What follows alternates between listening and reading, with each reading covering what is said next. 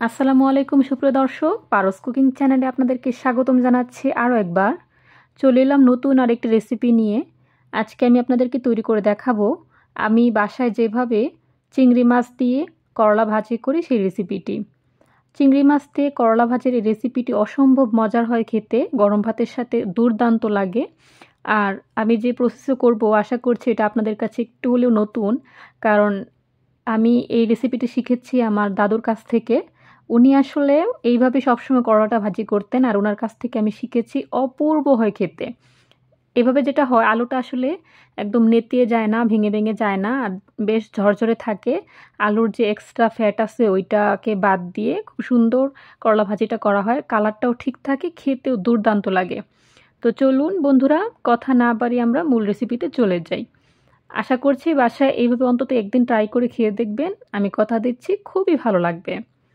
করলা ভাজি করার জন্য আমি এখানে ২টি আলু নিয়েছি, একটু বড় সাইজের আর কি। আলুটা নিয়ে আমি লম্বালম্বি করে কেটে নিয়েছি, যেভাবে সচরাচর কাটা হয়। তারপর ১ চামচ লবণ দিয়ে আমি হালকা একটু মাখিয়ে একটা স্টেইনারের মধ্যে রেখে দিয়েছি, আর নিচে একটা বাটি দিয়েছি। প্রায় ১০ মিনিট পর আলু থেকে অনেকটা পানি বের হয়ে যাবে। দেখিয়ে দিচ্ছি। ফিরে এলাম ১০ মিনিট পর। একটু চিপে চিপে আমি নিচ্ছি। আলুটা কিন্তু অনেক সফট হয়ে গেছে। আর এভাবে করলে যেটা হয়, আলুর যে অতিরিক্ত পানি আছে সেটা চলে যায়।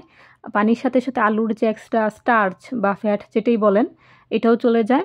আর আলুটা কিন্তু ঝরঝরে থাকে। করলাটা সেদ্ধ হবার আগে আলুটা খুব সুন্দরভাবে সেদ্ধ হয়ে যায়। আর করলা ভাজিটার কালারটা ঠিক থাকে। খুব ভালো লাগে আসলে। এখানে আমি নিয়েছি ২টি বড় সাইজের করলা। আর আমি বেশ পাতলা পাতলা করে কেটে নিয়েছি। একটু কাছে থেকে যদি দেখিয়ে দিই, দেখেছেন? একদম পাতলা পাতলা করে কেটে নিতে হবে আর কি। তাহলে করলাটা খুব তাড়াতাড়ি সেদ্ধ হয়ে যাবে। আর এখানে নিয়েছি প্রায় ১ মুঠ কি ১.৫ মুঠের মতো চিংড়ি মাছ। আমি চিংড়ি মাছটার সম্পূর্ণ খোসা ফেলে দিয়েছি, আর ভেতরের যে একটা রগ থাকে সেটাকেও ফেলে একদম ক্লিন করে নিয়েছি। আর চিংড়ি মাছগুলোকে আমি একদম কেটে ছোট ছোট করে নিয়েছি। খেয়াল করলে হয়তো বুঝতে পারছেন। বাসায় যদি চিংড়ি মাছ থাকে অবশ্যই এইভাবে একদিন ট্রাই করে খেয়ে দেখবেন, খুবই ভালো হয় খেতে। আর বাসায় যদি এরকম চিংড়ি না থাকে, ছোট ছোট চিংড়ি থাকে, সেটা দিয়েও রান্নাটা করতে পারবেন। একটা প্যান নিয়েছি, প্যানে তেল দিয়েছি আমি আমার পছন্দ মতো। আপনারা আপনাদের পছন্দ অনুযায়ী তেলটা ব্যবহার করবেন। আর এখানে পেঁয়াজ, একটি বড় সাইজের পেঁয়াজ কুচি দিয়ে দিয়েছি। রসুন কুচি দিচ্ছি না। আপনারা যদি রসুন কুচি অ্যাড করতে চান অবশ্যই করতে পারেন। পেঁয়াজটাকে ব্রাউন করে ভেজে নিব, তবে হালকা ব্রাউন, একদম বেশি না। হালকা ব্রাউন হয়ে গেছে। এখন আমি দিয়ে দিচ্ছি কাঁচা মরিচের ফালি, প্রায় ৫-৬টা কাঁচা মরিচের ফালি দিয়ে দিচ্ছি। যারা ঝাল খেতে পারেন না তারা কাঁচা মরিচ আস্ত ব্যবহার করবেন। তো নেড়েচেড়ে এর মধ্যে আমি দিয়ে দিচ্ছি 1/2 চামচেরও কম হলুদের গুঁড়া, আর স্বাদ বুঝে লবণ। যেহেতু আগে আলুতে আমি লবণ ব্যবহার করেছি, একটু বুঝে শুনে লবণটা দিতে হবে। আর হলুদের পরিমাণটা কম দিবেন অবশ্যই, বেশি দিবেন না। দিলে কিন্তু হলুদের একটা গন্ধ থেকেই যায়। তো পরিমাণে যদি কম নেন তাহলে কালারটা কিন্তু সুন্দর থাকে, খেতেও ভালো লাগবে। এই পর্যায়ে দিয়ে দিচ্ছি আলুগুলো। খেয়াল করলে হয়তো বুঝতে পারছেন আলুগুলো একদম নেতিয়ে গেছে, আর ভেতরের মানে যত পানি সব বের হয়ে গেছে, কোনো পানি অবশিষ্ট নাই। এই আলুটা কিন্তু খুব তাড়াতাড়ি সিদ্ধ হয়ে যাবে। আর সিদ্ধ হলেও আলুটা কিন্তু ভাঙবে না। এই একটা সুবিধা। এভাবে লবণ দিয়ে কচলে পানি বের করে নিলে আলুটা খুব সুন্দর মানে ঝুরঝুরে থাকে, আর ভেঙে যায় না, একদম গলে গলে যায় না আর কি। তো দিয়ে দিচ্ছি চিংড়ি মাছ। চিংড়ি এবং আলু দুইটাকে খুব ভালো করে একসাথে মানে ব্রাউন করে ভেজে নিব। খেয়াল করে দেখুন আলু এবং চিংড়ি মাছ ব্রাউন কালার হয়ে ভাজা ভাজা হয়ে গেছে। এই পর্যায়ে আমি করলাগুলোকে দিয়ে দিচ্ছি।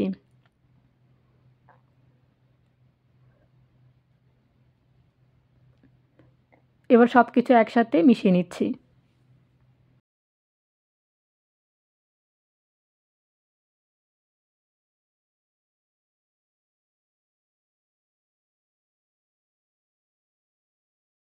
চুলার হিটটা একদম হাই ফ্লেমে না রেখে মিডিয়ামে রেখে রান্নাটা করবেন। যেহেতু আলুতে এক্সট্রা কোনো পানি নেই, সেহেতু করলার পানি দিয়েই করলাটা সিদ্ধ হবে। তো মিডিয়াম হিটে রেখে রান্নাটা করলে ভালো হয়। এভাবে রান্না করলে করলার যে পুষ্টিগুণ সেটা বজায় থাকে। আর আলুর পুষ্টিগুণ বলতে আলুতে তো বেশিরভাগটাই স্টার্চ বা যে ফ্যাটটা আমাদের আসলে ক্ষতি করে, আমরা যারা ডায়েট সচেতন তাদের জন্য বলছি। এ কারণে আলুর এক্সট্রা ফ্যাটটা চলে গেলে ক্ষতি নেই, কিন্তু করলার পুষ্টিগুণ নষ্ট হয়ে গেলে ক্ষতি আছে। তো যাই হোক, খেয়াল করে দেখুন করলাটা অনেকটা হয়ে এসছে, তবে এটা একদম ভাজা ভাজা করবো আর কি, খুব বেশি কাঁচা কাঁচা রাখবো না, আর একটু রান্না করব। খেয়াল করে হয়তো বুঝতে পারছেন করলা আলু সব কিছু আমার খুব সুন্দর ভাজা ভাজা হয়ে গেছে, করলাটা পুরোপুরি সেদ্ধ হয়ে গেছে। আর এরকমই থাকবে, এর চেয়ে বেশি আমি ফ্রাই করব না, এভাবেই করলাটা রাখবো। আর চুলা থেকে আমি নামিয়ে একটা প্লেটে সার্ভ করে দেখাচ্ছি কীরকম হয়েছে। করলার কালারটা কিন্তু নষ্ট হয়ে যায়নি, খেয়াল করলে বুঝতে পারছেন। আলু আর চিংড়ি মাছটা খুব সুন্দর ফ্রাই হয়েছে, এটা গরম ভাতের সাথে খেতে খুবই ভালো লাগে, অপূর্ব লাগে খেতে, আমার তো ভীষণ প্রিয়। আমি সবসময় করলা এভাবেই রান্না করে থাকি। আমার চ্যানেলে আমি যতগুলো করলার রেসিপি শেয়ার করেছি আপনারা দেখলেই বুঝতে পারবেন, আমি বেশিরভাগ ক্ষেত্রে এইভাবেই রান্না করি। রেসিপি ভালো লাগলে অবশ্যই লাইক কমেন্ট শেয়ার এবং সাবস্ক্রাইব করতে ভুলবেন না। আমার পাশে থাকার জন্য অসংখ্য অসংখ্য ধন্যবাদ। আমার জন্য দোয়া করবেন, আমার পরিবারের জন্য দোয়া করবেন। ভালো থাকবেন, সুস্থ থাকবেন। ধন্যবাদ। আসসালামু আলাইকুম।